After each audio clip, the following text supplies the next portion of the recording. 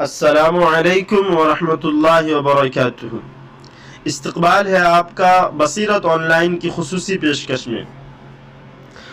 حضرت عبداللہ بن عمر رضی اللہ عنہ سے روایت ہے کہ رسول اللہ صلی اللہ علیہ وسلم نے ارشاد فرمایا، تم میں سب سے اچھے وہ لوگ ہیں جن کے اخلاق اچھے ہیں۔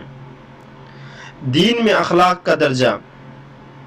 رسول اکرم صلی اللہ علیہ وسلم نے اپنی تعلیم میں ایمان کے بعد جن چیزوں پر بہت زیادہ زور دیا ہے اور انسان کی سعادت کو ان پر موقوف بتلایا ہے، ان میں سے ایک یہ بھی ہے کہ آدمی اخلاق حسنہ اختیار کرے اور برے اخلاق سے اپنی حفاظت کرے۔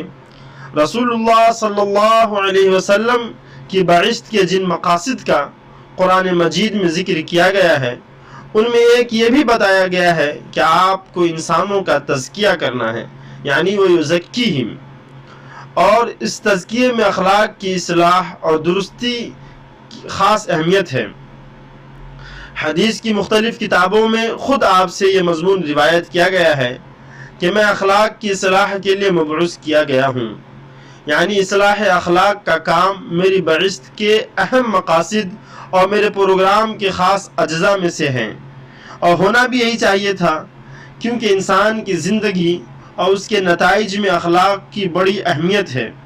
اگر انسان کے اخلاق اچھے ہوں تو اس کی اپنی زندگی بھی قلبی سکون اور خوشگواری کے ساتھ گزرے گی، اور دوسروں کے لیے بھی اس کا وجود رحمت اور چین کا سامان ہوگا۔ اور اس کے برعکس اگر آدمی کے اخلاق برے ہوں تو خود بھی وہ زندگی کے لطف و مسرت سے محروم رہے گا، اور جن سے اس کا واسطہ اور تعلق ہوگا ان کی زندگیاں بھی بے مزہ اور تلخ ہوں گی۔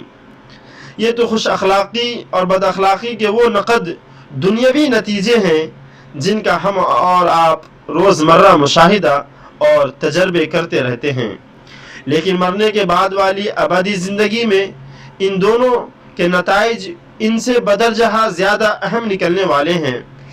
آخرت میں خوش اخلاقی کا نتیجہ ارحم الراحمین کی رضا اور جنت ہے، اور بد اخلاقی کا انجام خداوند قہار کا غضب اور دوزخ کی آگ ہے۔ اللہ سبحانہ و تعالی ہم سب کی حفاظت فرمائے۔